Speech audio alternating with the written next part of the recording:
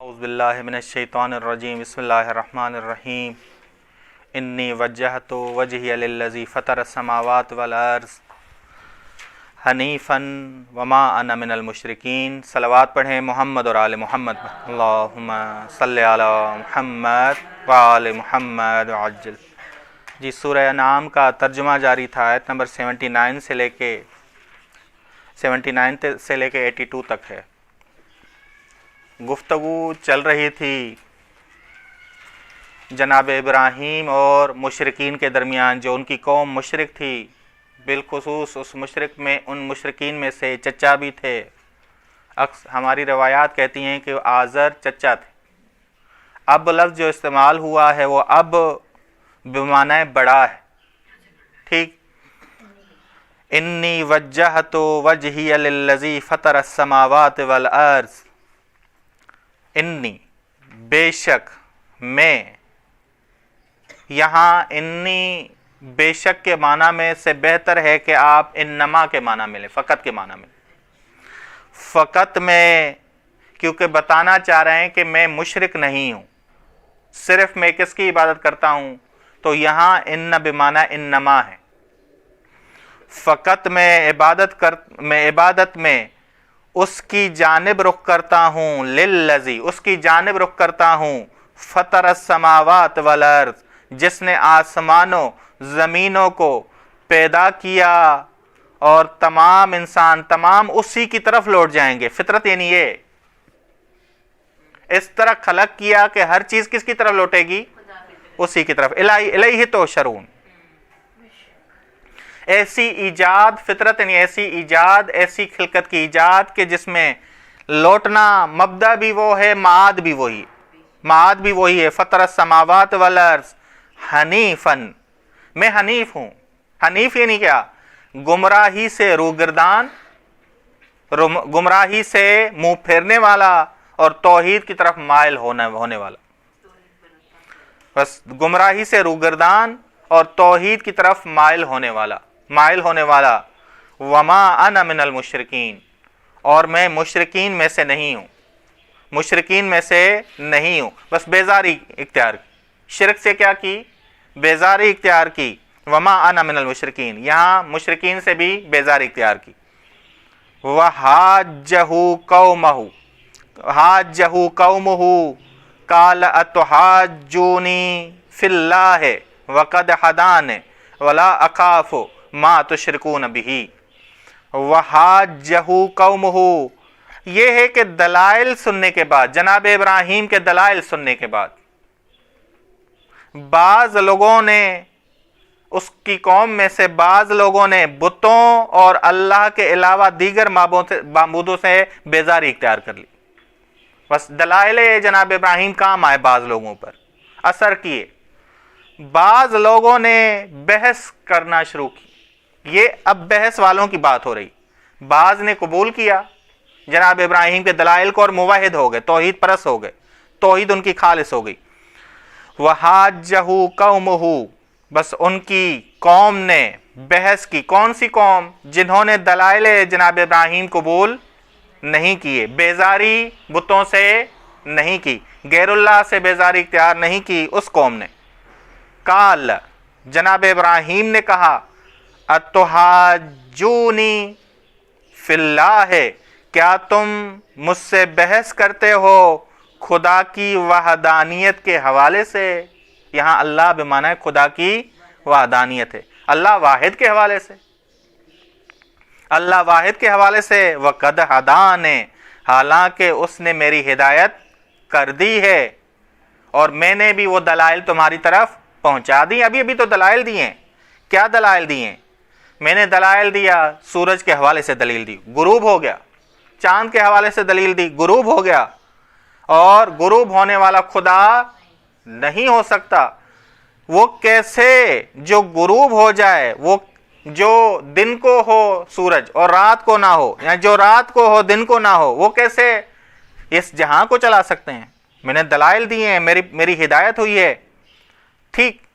ولا اخاف ما تشرکون بہ، ولا اخاف ما تشرکون بہ، میں نہیں ڈرتا تمہارے ان بتوں سے جنہیں تم شریک بناتے ہو بھی اللہ کا.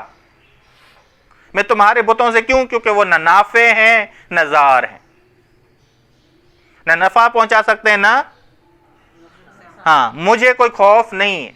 ٹھیک. ولا اخاف، بس میں خوف نہیں کھاتا ماں ان بتوں سے تشرکون بھی، جن کو تم شریک بناتے ہو بھی اللہ کے ساتھ شریک بناتے ہو. میں کیونکہ وہ نہ نافع ہیں نہ ضار ہیں. اللہ کا ترجمہ کیا کریں؟ اللہ میں غور کریں آپ. ٹھیک. اللہ یعنی فقط. یہاں جناب ابراہیم یہ نہیں کہنا چاہ رہے کہ میں بتوں سے اس وقت ڈرتا ہوں جب اللہ چاہے، نہ یہ نہیں، بلکہ فقط میں اپنے رب سے ڈرتا ہوں جس چیز کے بارے میں میرا رب چاہے. ٹھیک ہے نا؟ جس چیز کے بارے میں میرا رب چاہے، نہ کہ میں بتوں سے ڈرتا ہوں کبھی. ٹھیک. اللہ کہ جہاں خدا چاہے کہ یہ معصیت ہے، یہ گناہ ہے، میں وہاں ڈرتا ہوں. یہ کہنا چاہ رہے ہیں ابراہیم علیہ السلام. ٹھیک. اللہ فقط میں ڈرتا ہوں اپنے رب سے جہاں جس چیز کے بارے میں وہ کہے کہ نہ اس کو استعمال نہ کرنا، اس کو انجام نہ دینا، وہاں میں ڈرتا ہوں. معصیت سے میں ڈرتا ہوں.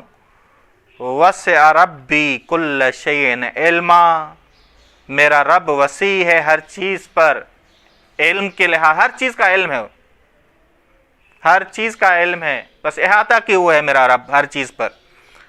افلا تتذکرون، تو کیا تم سب نصیحت نہیں لیتے؟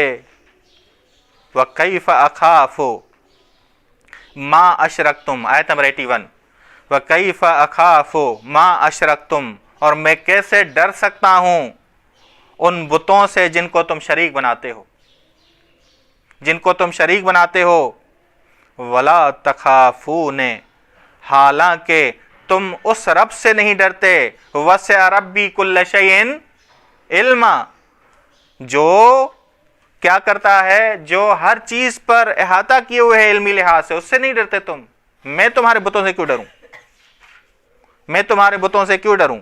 حالانکہ تم حقیقی پروردگار سے نہیں ڈرتے. یہ ولا تخافون انکم اشرکتم باللہ ہے.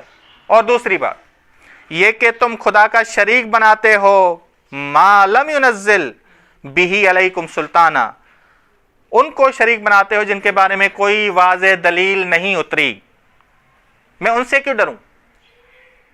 جن کے بارے میں واضح دلیل اتری نہیں، نازل نہیں ہوئی، میں ان سے کیوں ڈروں؟ یہ کہنا چاہ رہے ہیں. سلطان ہم واضح کر چکے ہیں کہ سلطان واضح دلیل کو کہا جاتا ہے، برہان کو کہا جاتا ہے. انشاءاللہ یاد ہوگا، کیونکہ وہم اور خیال پر غالب آ جاتی ہے دلیل. سلطان یعنی برہان، سلطان کا معنی غلبہ ہے. کیوں واضح دلیل کو برہان کو غلبہ کہا جاتا ہے؟ کیونکہ وہم اور خیال پہ غالب آ جاتی. تم وہمی اور خیالی ہو، میں دلیل پر ہوں. یہ جناب ابراہیم کہہ رہے ہیں کہ میں دلیل پر ہوں. ٹھیک. فَأَيُّ الْفَرِيقَيْنِ أَحَقُّ بِالْأَمْنِ، بس ان دو فریقوں میں سے یہاں سے واضح ہو رہا ہے کہ بعض نے جناب ابراہیم کی بات قبول کی، موحد ہو گئے، اور بعض شرک پہ اڑے ہوئے تھے. فَأَيُّ الْفَرِيقَيْنِ، بس ان دو گروہوں میں سے. کون سے دو گروہ؟ ایک توحید پرست گروہ، دوسرا مشرک گروہ. ان دو گروہوں میں سے، مشرک اور توحید پرست گروہوں میں سے کون سا زیادہ حقدار ہے بالامن، امن کا؟ امن ایمان باللہ کی تاثیر ہے. امن ایمان باللہ کی تاثیر ہے. یہاں جناب ابراہیم بتا رہے ہیں کہ ایمان باللہ سے امن آتا ہے. ایمان باللہ سے امن آتا ہے. ان کنتم تعلمون، اگر تم جانتے ہو. کیا جانتے ہو؟ ان کنتم تعلمون، جانتے ہو اللہ فاطر السماوات والارض، کہ وہی مبدا اور معاد ہے، اسی کی طرف لوٹنا ہے. جب آئے بھی اسی کی طرف سے ہیں، لوٹنا بھی اسی کی طرف. ایک اور وہ ہر چیز کے بارے میں پوری طرح جانتا ہے. جب لوٹنا بھی اس کی طرف ہے اور وہ جانتا ہے، تو یہ جان کے تم شرک کا انتخاب کر رہے ہو، اور تمہارے بت جو ہے نہ نافع ہے نہ ضار ہیں. ٹھیک. اب الذین آمنوا، جو لوگ ایمان لے آئے، ولم یلبسوا ایمانہم بظلم، اور انہوں نے ملاوٹ نہیں کی اپنے ایمان کی ظلم کے ساتھ.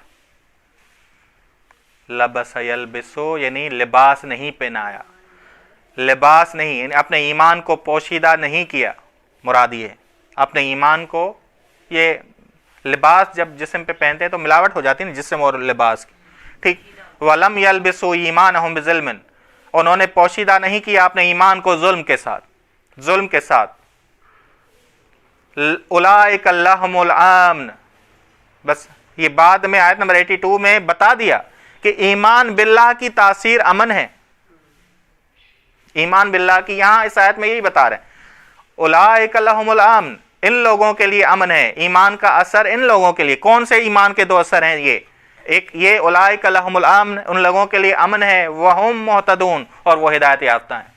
ایمان باللہ کی دو تاثیریں ہیں، ایک امن، دنیا میں بھی امن اور آخرت میں بھی امن.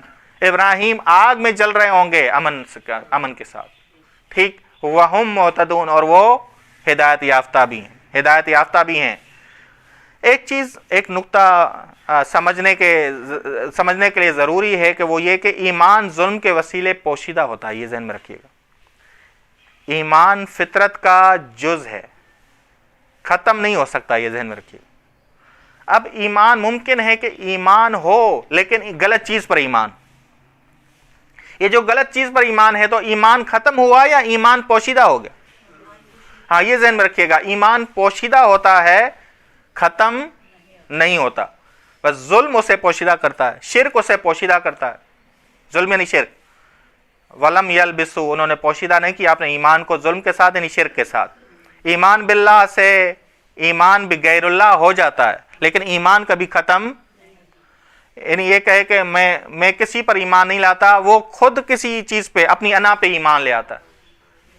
بس یہ ذہن میں رکھیے گا، ایمان ختم نہیں، کیونکہ فطرت کا جز ہے، فطرت کبھی ختم نہیں ہوتی. ہاں فطرت پہ زنگ چڑھ جاتا ہے، فطرت پہ پردہ آ جاتا ہے، فطرت پہ اندھیرے آ جاتے ہیں، فطرت کسی اور کی طرف پلٹ سکتی ہے، لیکن فطرت اللہ پر ایمان لاتی ہے. اب وہ اللہ کسی اور کو بنائے، بس یہ ذہن میں رکھیے گا. بس یہ فطرت کبھی ختم نہیں ہوتی، فطرت کیا ہو سکتی ہے، اس پہ زنگ آ سکتا ہے، پردہ آ سکتا ہے. وصلی اللہ علی محمد آل بیتہ الطیبین الطاہرین.